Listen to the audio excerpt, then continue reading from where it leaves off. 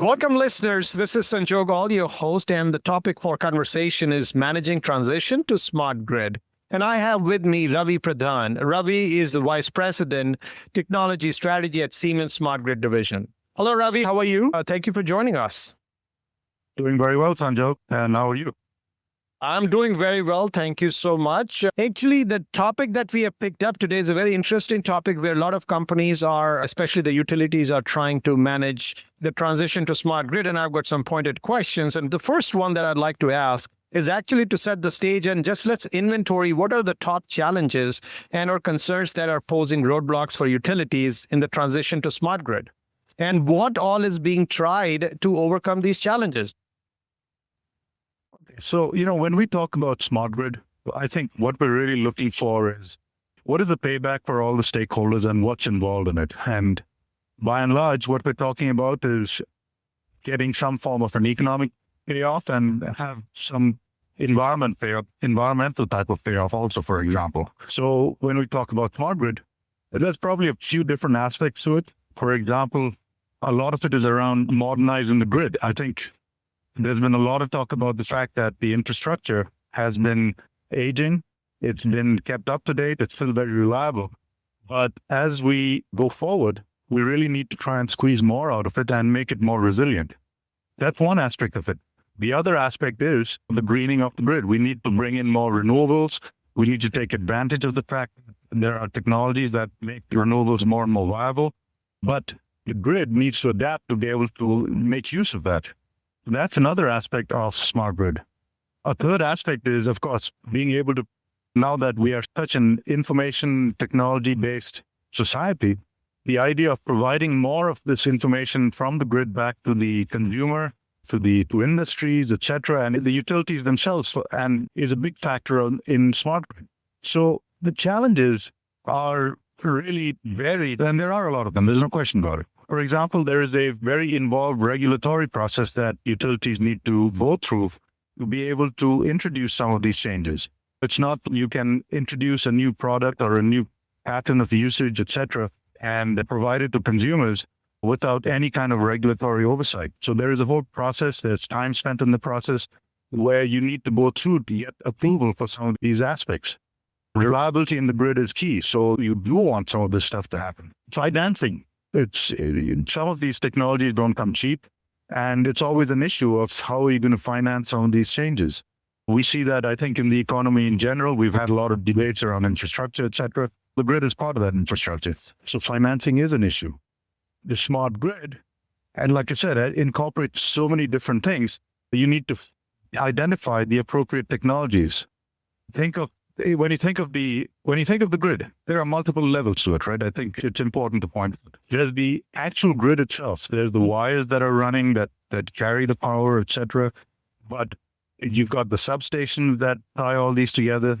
But you've also got the technologies that run within them. So you've got automation inside these substations. You've got control centers that are managing the grid and optimizing it, managing demand.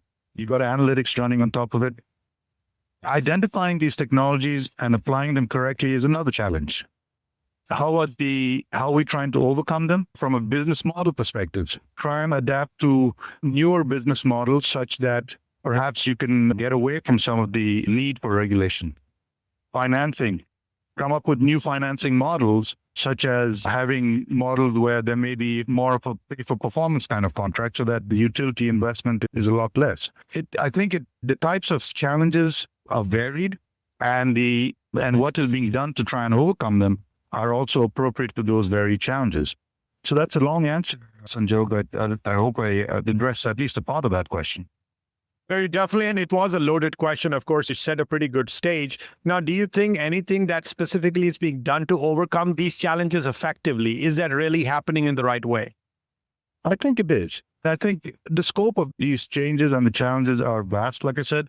And I think at all levels, everybody is being very smart about how to address them. I don't think there's any one entity out there, any stakeholder who's trying to deal with them all at once. I always use the example of the air traffic control system, right? The fact of the matter is introducing new technologies, the use of GPS, made the whole stream of the volume of air traffic actually go up because there were tighter tolerances now that we know much more accurately where the planes are. It's the same kind of thing with the grid. We don't have to install a whole new set of new wires if we know how to better or more optimally use it. The answers to these things are being handled very specifically and in a very targeted manner. Now, given the size and complexity of any such endeavor, is it like boiling the ocean, or are we taking bite-sized chunks? And what would you say would be the best way to split them in order to manage this transition effectively? Yeah, and again, like I was saying earlier, I think there is a pretty decent split in terms of what can be dealt with. In other words, to use your words, what is being dealt with in bite-sized chunks. Utilities, for example, who are dealing with the distribution side, they're taking off smaller chunks. For example, the use of smart meters. Transmission operators are using tools that are dealing with the transmission of energy more optimally. It's being made more manageable by virtue of using more tools, more targeted, and more focused on specific pieces of it. It has to be more specific because there are so many layers to this problem. I think I was saying earlier, for example, you've got the grid itself. Yes, of course, you can use technologies to update that, but you can also use a lot of information technology kind of tools to do things like make the grid more resilient. For example, there is feeder automation or substation automation, what we refer to, where, for example, if there is some kind of a fault, you have a storm or somebody cuts a tree and it accidentally goes across a line, in the normal case, that might mean that whole section of the feeder is out of operation. But now, using the information technology, using smart relays, we have algorithms that can detect within milliseconds where this fault has occurred, because you know which section you're losing, and it can automatically switch the feeder so that everybody around where that fault has occurred is basically being supplied by power within milliseconds. We know of an application of it to protect the hospital, for example. The hospital is protected with these technologies where these relays are talking to each other using very standardized messages, so that if in an event of an occurrence like this, the hospital would actually not see any outage. They wouldn't need to kick in their emergency generators.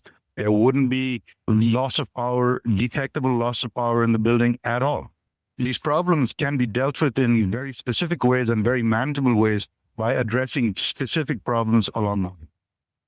Let's take a quick break, listeners. We'll be right back after these messages and discuss about the bandwidth that's available for a utility to be able to handle the smart grid related initiatives, and also when they're already dealing with the challenges, dealing with the legacy infrastructure. Please stay tuned and we'll be right back.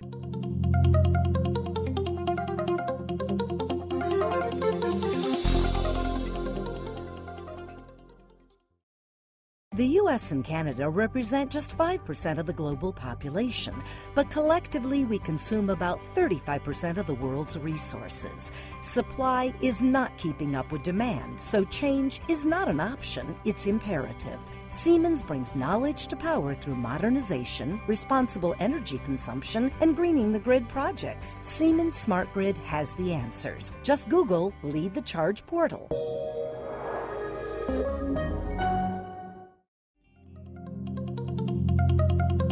You are listening to CIO Talk Radio Viewpoint.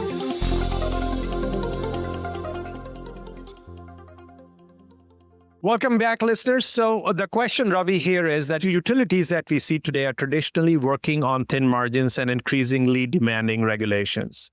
Do you think they have spare bandwidth available to go after smart grid, especially when there are already challenges with maintaining even the legacy infrastructure? That's an interesting question, because I'm already seeing in the news about stories about how maintaining the legacy infrastructure is already an expensive proposition and whose price is only really going to keep going up. In a sense, that kind of drives that the utilities really do need to start looking at these smart grid solutions and really have to be driven towards that, because that's the way that is the most economically viable. Continually upgrading and maintaining the grid has been a task that's been carried out by the utilities, and they've been phenomenal at it. We have a relatively very reliable grid. But as the costs of maintaining that continue to increase, at some point it does begin to make sense to bring in new technologies to replace the existing infrastructure. And the idea, of course, is that this new infrastructure would require a lower maintenance cost and would effectively pay for itself.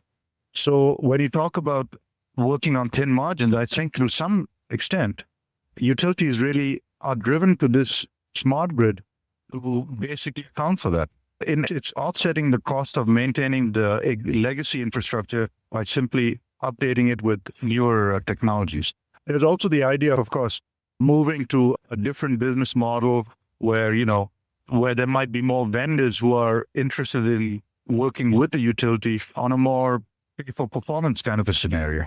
So there is bandwidth in that sense for the utilities to do this. It may be tight, but to some degree they can go to that. And in the end, I think the payoff will be what they expect. So what education and or collaboration that you think needs to be imparted between the city government, utilities, policymakers, and consumers to ensure a seamless transition and end user adoption, since there are so many entities involved here? I think in the end, all the cities, the utilities, government really need to emphasize the payoff of this. Tremendous amount of economic and public good and environment payoffs. That's all has to be built in to the story of into the education of all the stakeholders. California has a mandate, for example, to use up to 33%, I believe, of renewables by 2020. That in and of itself has an advantage in terms of reducing the carbon footprint. All the public good that comes out of going with a more green grid. There's all the payoffs in terms of modernizing the grid, because the expression that we use now is that electricity is the fuel of choice for today's society. Without electricity to charge your iPad, you don't have an iPad. Without electricity to run your routers, you don't have information technology. You don't have the internet. The electricity is the fuel of choice for the society. And modernizing the grid so that we can get more of that fuel, it has to be part of the story of what we advocate and educate all the stakeholders with. And then, of course, all the information that we can provide as a consequence of all the smart grid technologies. How much are you actually consuming? When can you most economically charge your electric vehicles that you go down that path? All that information can now be fed back to consumers. All of that education, all that message needs to be put out there. The payoffs from applying the smart grid, we believe, is tremendous. And those are some of the aspects of what we need to educate the stakeholders with. Now, finally, what's your message to the same or various stakeholders in terms of how they can play their respective role in order to make this transition to smart grid actually a predictable success? I think in terms of a message to all the stakeholders, I think the key is doing this in a measured set of steps such that we can achieve. So basically take an approach that will ensure success, right? And to ensure success, we need to take these things in smaller chunks, deal with the things that we can actually deal with, and tackle those first.